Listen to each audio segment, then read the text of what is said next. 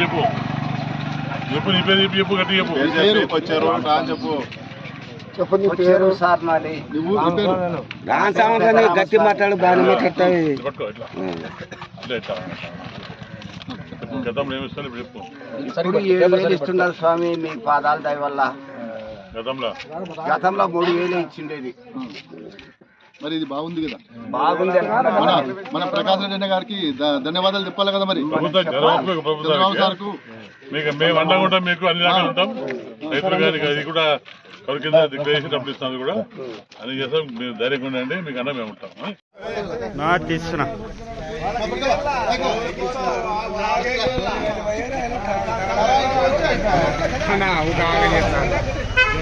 మంచి పోయమ్మా ఏడేం